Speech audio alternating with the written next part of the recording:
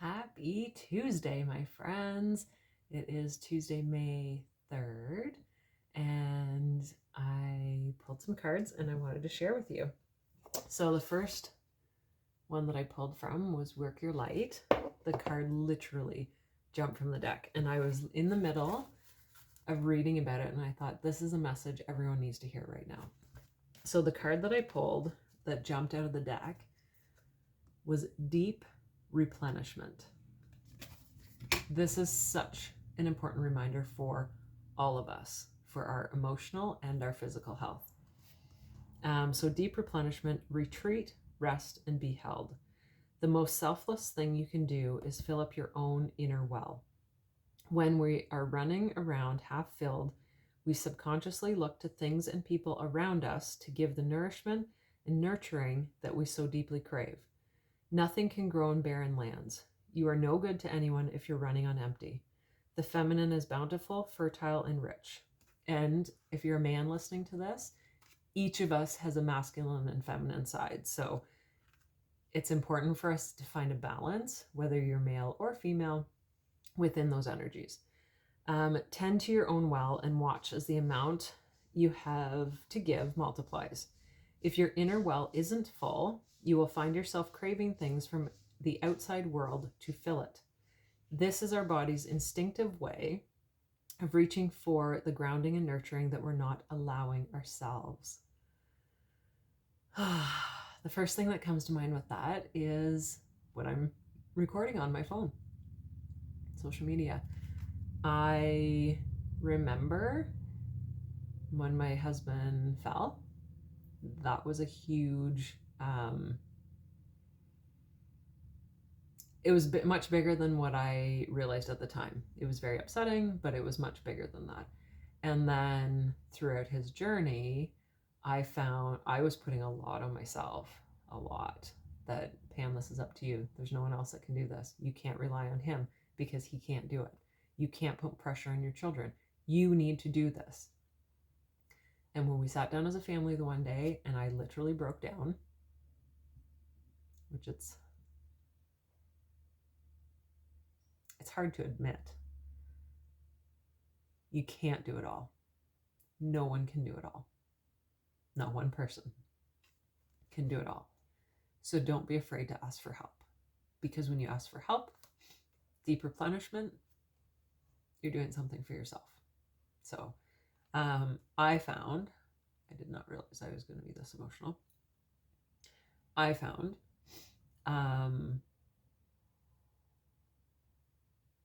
I was numbing out from reality by grabbing my phone and going on to Instagram. About a month, not even a month after his accident, I stopped using Facebook. Didn't like the vibe there. And took some time off of Instagram. And then it was like, that was my connection, right? I had to be home with him. And I'm not saying had to in a bad way, but it was also a time when we weren't seeing a lot of people, right? And so I was literally reaching for my phone for that outlet. And it just continued and continued and continued. And it's easier at times to just allow yourself to numb out, whether it's with food, which I was doing as well. I am a healed emotional eater, but it's something that is on the top of my mind because for years, food was my comfort.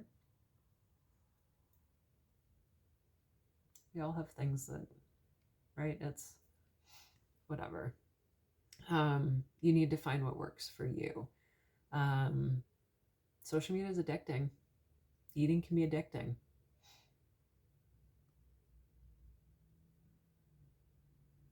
Yeah, I could be called someone that had an eating disorder and eating addiction.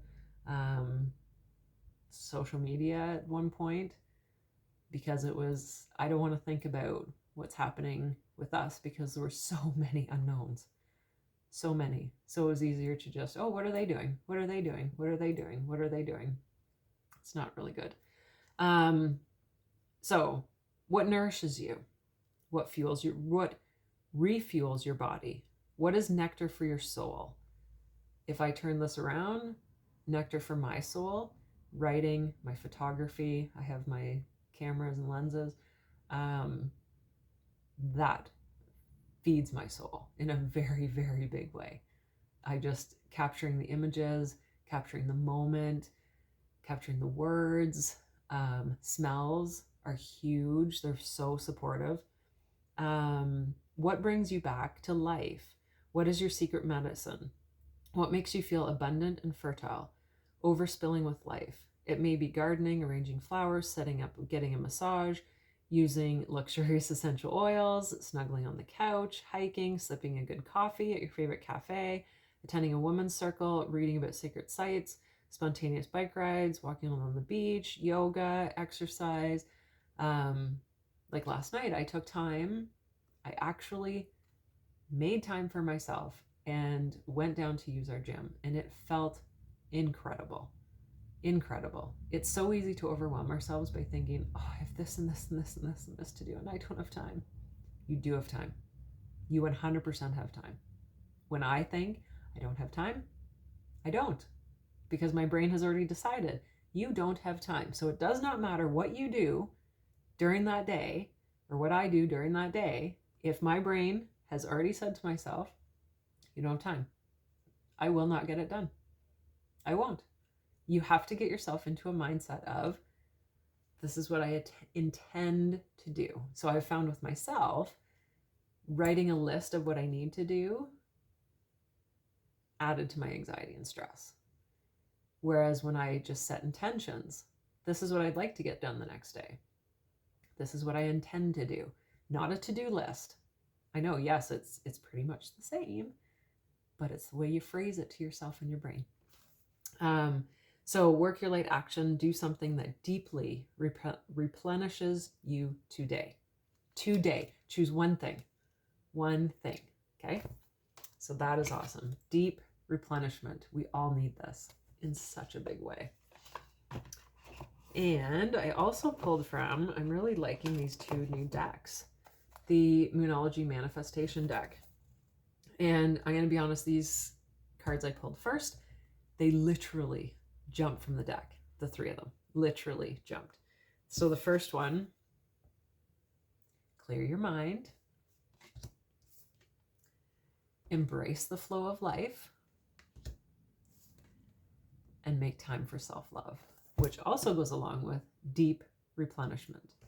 So let's just quickly go through these. Last quarter moon in Gemini.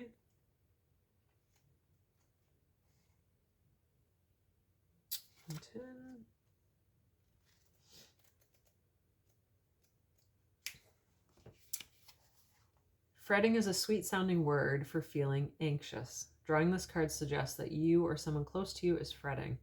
As you already know, this won't help you move closer to your goals, as it means you're directing thoughts and energy into what you don't want, rather than what you do want.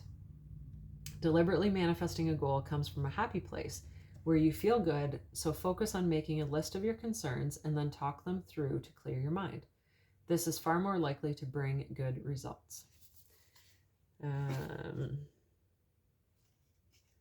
Full moon in Gemini. That's the next one.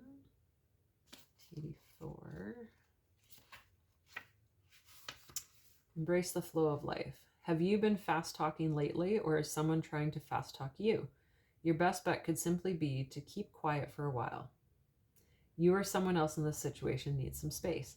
Taking a moment out of the constant carry-on will allow you to see what's going on.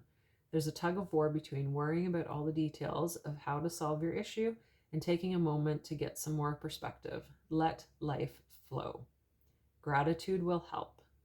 It's a good time to change your mind about someone or something. And last quarter moon in Libra, 18.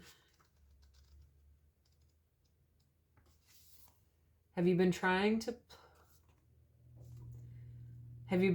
please all of the people all of the time when you're not quite happy yourself? There's a difference between wanting to live positively and spiritual bypassing. When you refuse to acknowledge your feelings, you can't fool fool the universe. So pretending to be happy when you're sad will get you nowhere. Rather, you need to deal with your feelings. That's the only way. If you're people pleasing, please stop. Full stop. Full stop right there. Okay? People pleasing, no more. No more. Where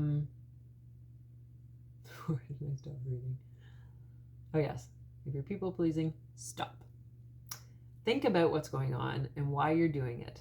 If you're in an unbalanced relationship, and that could be any relationship, address the situation.